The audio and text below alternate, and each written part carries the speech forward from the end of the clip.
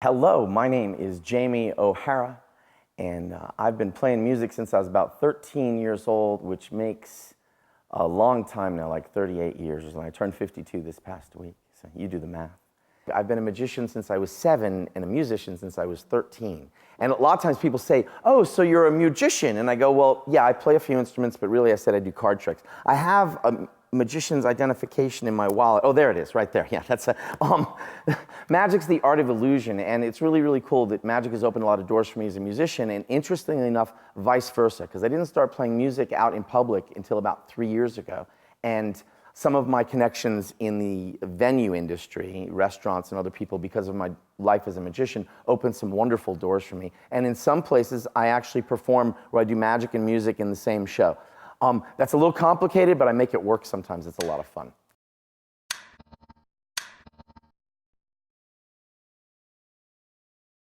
I always wanted to be a musician, and then my older brother taught me how to play a couple of chords. There was guitars and drums and stuff in the house. My dad was a drummer and a harmonica player. He played with a group called the Harmonica Rogues in the 40s and 50s in the New York State metropolitan area. And I always wanted to be a musician. My brother taught me 6 chords. My older brother still plays guitar, and he's kind of proud of telling people that he taught me how to play guitar because I kind of kept going.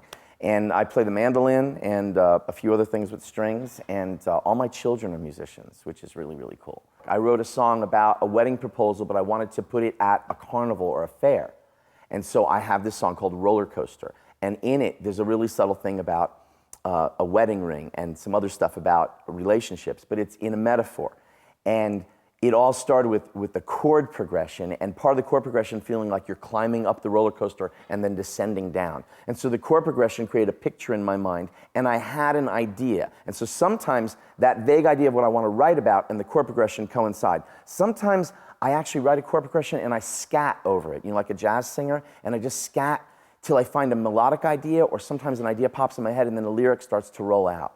And those are 2 ways that sometimes I write a song. But with me, typically, it does start with a chord progression, but I do, more than half the time, maybe have a concept, a theme, or a prompt in mind for the topic of the song. I write a lot of happy songs and love songs and stuff about that, so yeah, that would be most of the process. So this song that I'm about to play for you, A Time or Two, my wife truly used to be late for everything, and it drove me crazy because I was super punctual. And so we started taking separate cars when we were a young married couple with no kids and didn't need to take separate cars for any reason whatsoever. The funny thing is I discovered she had parking karma, and I explained this in the song. But I wrote this song because everyone writes a Waiting on a Woman song, and she's worth waiting for, and I think it relates to a lot of people. It's a really cool tune. I hope you enjoy it.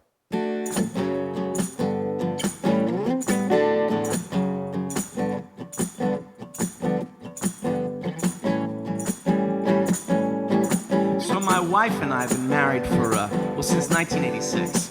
And she used to be late for everything. Used to drive me crazy. I'm a lot more laid back about it now, and she's a lot more punctual than she used to be. But it used to drive me nuts. Well, the thing is, we started taking separate cars. It drove me so crazy. Now, on the subject of cars, she has parking karma. She could show up 15 minutes late to a presidential speech where the Eagles, Kiss, Elvis, and the Eagles, or did I already say that they're all playing together? Doesn't matter who's president. She could be driving your car. If you drive up 15, 20 minutes late, she will get the president's parking spot and likely a Secret Service escort into the building. The woman has parking karma.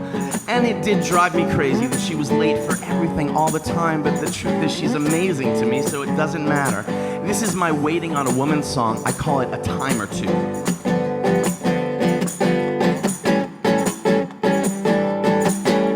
I never had to wait for you, never made me late, not a time or two. They start that party early, don't know why. Never made me wait, never made me late, never made me late. Being with you ain't like waiting at all. Wait's like being in a cold dark hall. When I'm with you, the sun shines brighter, and I look at you, oh yeah, the planet stops spinning if they up in your business. The tide rolls back when you wanna relax. Time stands still when I'm with you, yes it's true. Oh, when I'm with you, I know it's true. I can do anything I set my heart to. When you're with me, the moon glows brighter, and I dream of you, oh girl, you got the groove that goes around me, helps me to slow it down. You got a way of holding on, honey, keeps me going strong all night long. Oh, it's the way that you hold on, keeps me going strong all night long. Just keep holding on.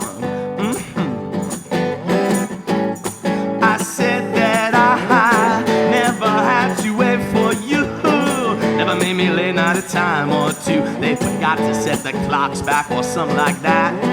Never made me wait, never made me late, never made me late. When I'm with you, the clock doesn't matter. Time and space are completely shattered. When you're with me, time stands still and I'm still with you. Oh yeah, the cuckoo clocks and the Rolex watches stop and start whenever you holler. Big band and the Royals swore to be loyal to start their day whenever you say, oh honey, every minute I'm with you's like a perfect day. Oh, every minute I'm not with you, oh, that's not okay. Oh yeah, I never had to wait for you, never made me late, not a time or two. They start that party early, don't know why. They forgot to set their clocks and can't tell time. Never, never, never, never, never made me late. Oh, you keep me going on, oh, for my whole life long. Oh, just keep holding on, keep holding on. I said I never had to wait for you, never made me late, not a time or two.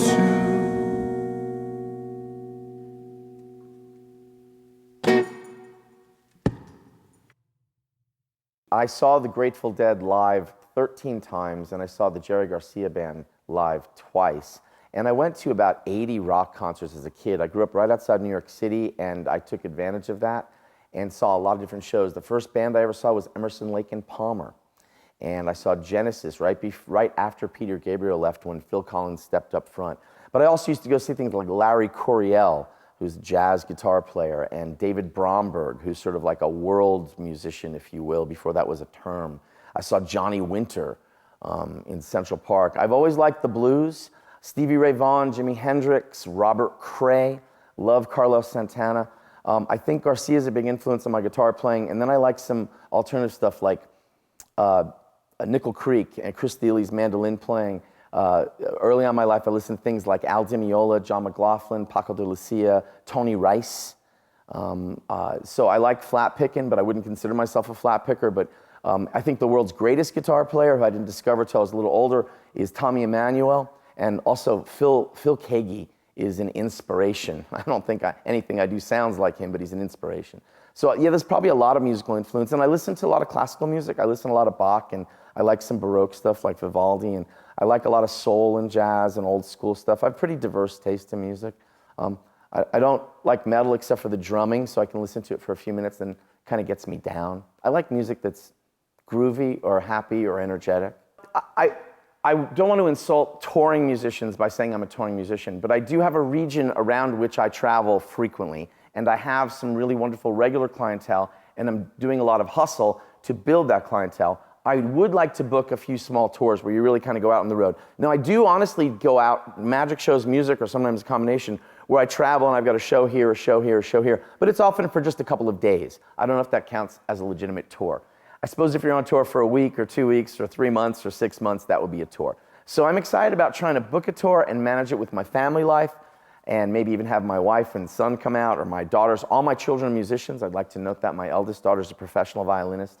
My middle daughter plays cello, continuing in college even though she's studying dance and psychiatry. art therapy, I think, is where she's going. And my son, 13 years old, is an amazing bass player. He plays the upright bass and has played with me in public and plays in an orchestra, and he's awesome. You may have heard me say, because a couple of people have heard me say, that I wanted to write a song about the Flintstones, because I grew up watching the Flintstones. It's based on Jackie Gleason's Honeymooners. Jackie Gleason and Art Carney and Audrey Meadows, all those people are heroes of mine as an entertainer. I do magic shows for a living, and I do music part-time, and I've got a really cool little band. And I grew up watching Lucy and Jackie and all that stuff. And the Flintstones is just this amazing, funny situation comedy.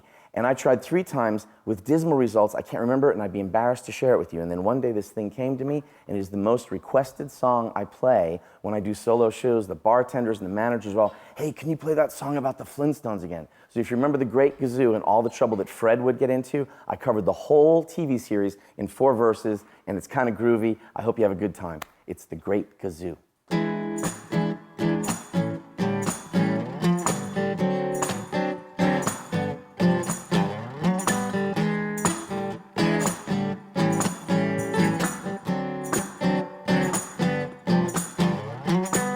Yabba dabba, yabba dabba doo.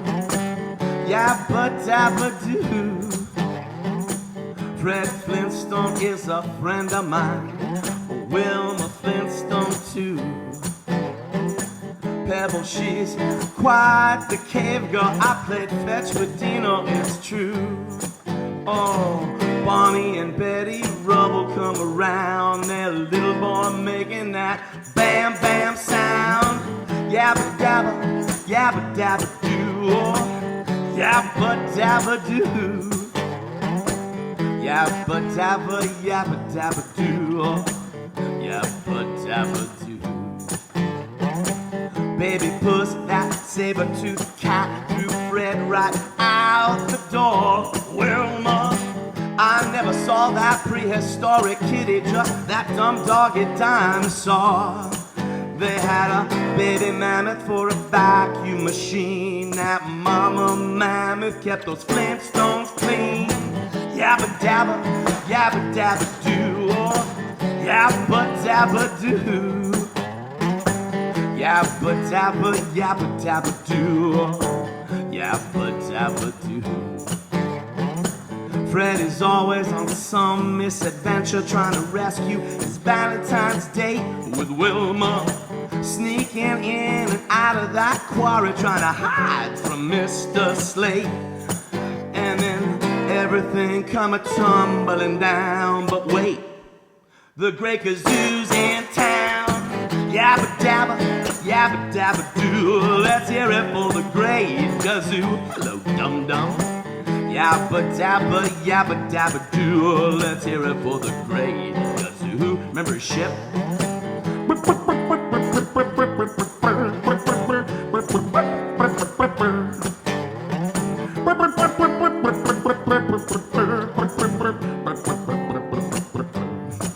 Oh, Freddy, he's kind of famous. They call him Twinkle Toes.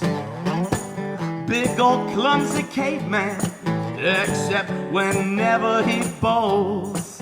He is graceful like a ballerina. He rolls that ball like a Stone Age meteor. Yabba dabba, yabba dabba doo. Yabba dabba doo. Yabba dabba, yabba dabba doo. Yabba dabba doo. Fred Flintstone, he is a friend of mine. Yabba dabba doo. I'm learning to do a little percussion. I'm taking some drum lessons, and I do a little bit of hand percussion. I find that because my right hand is the motor in my guitar playing, my left hand is a little weaker in keeping the percussion together. So I'm putting some practice in on some sticks and putting some more time into it. I do sing a little bit.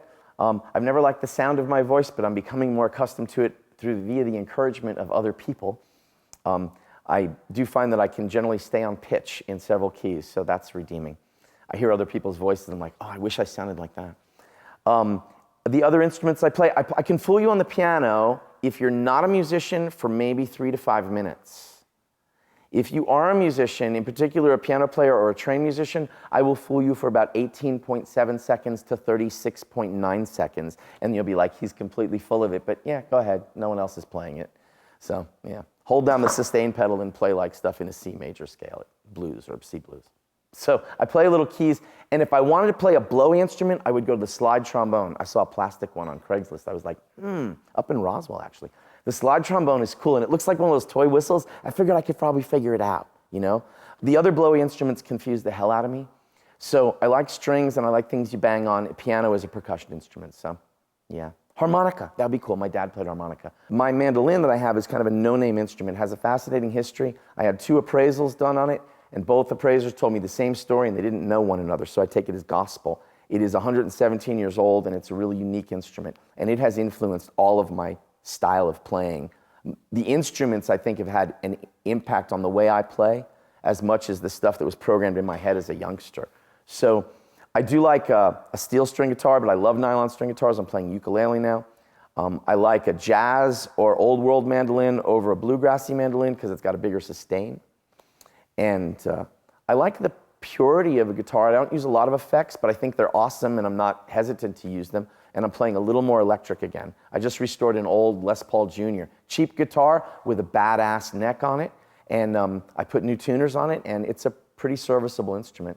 I think more of the sound's in the hands than the instrument, but gosh, there's some beautiful instruments out there. I will say this, sometimes you pick up a new guitar or a new instrument, and it's inspiring, electric or acoustic. You play it, and suddenly a new idea rolls out of your brain into your fingers and into the air, and you go, whoa, I never heard that before. And the instrument itself inspires you. That nylon string, when I bought it, it wrote a song the moment I bought it. And it's a great little tune, and it's just this vibe. And I'd played nylon strings before. I picked that thing up, and this little chord progression came out, and it just was really cool. So a couple years ago, I was at music camp, and I was working with some musicians far better than I, and they introduced me to a thing called the changes. It's an idea that is sort of a standard set of chords. And I wanted to build a song around this, and I had to change the key I originally learned it in, and then I started building a lyric around that, and it's kind of a fun lyric because it's got a little bit of a twist in it, and it's a lot of fun to play on the guitar. It's very, very energetic. It's based on this traditional Gershwin idea, and I call it Pick a Star, My Dear. And just listen to the lyrics and you'll get why I call it that.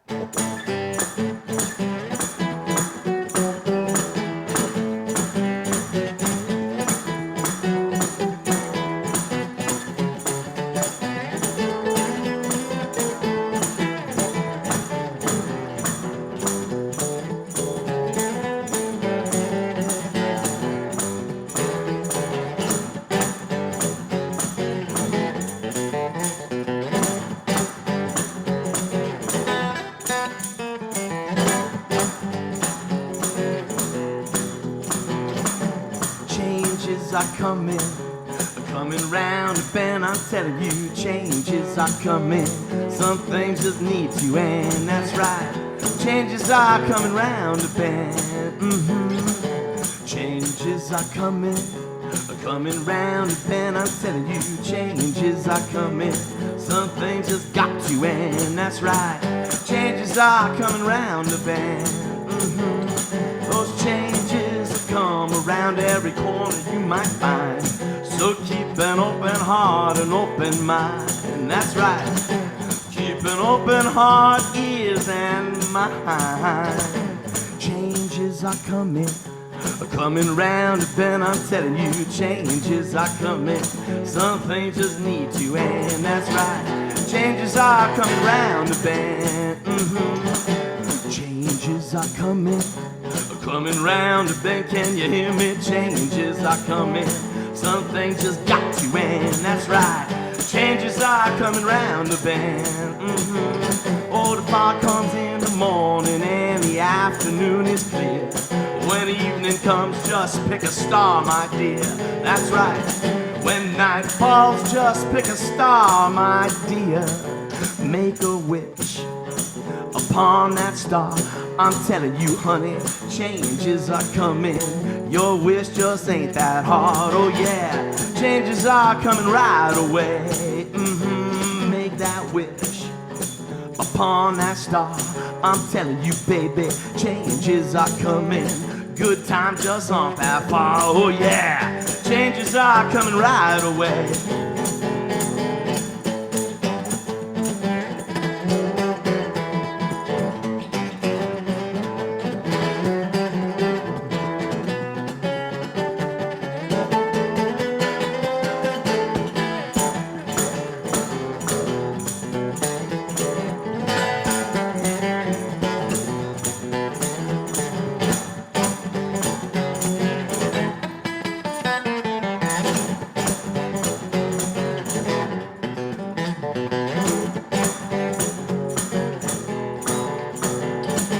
Changes are coming around the bend. I'm telling you, changes are coming. Something just needs to end. That's right. Changes are coming around the bend. Changes are coming around the bend. Can you hear me? Changes are coming. Something just got to end. That's right. Changes are coming around the bend. Oh, the sun comes up every day.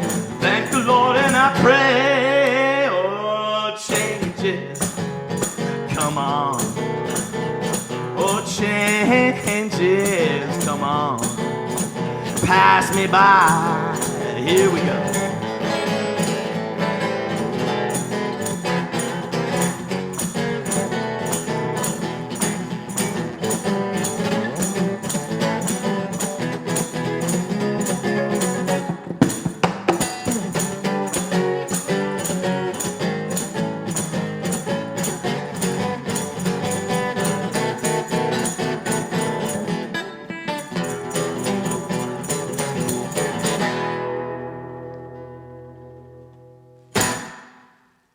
You'll find out you have preferences, like some people dig chocolate ice cream or mint chip or vanilla or anchovy ice cream, whatever you're into.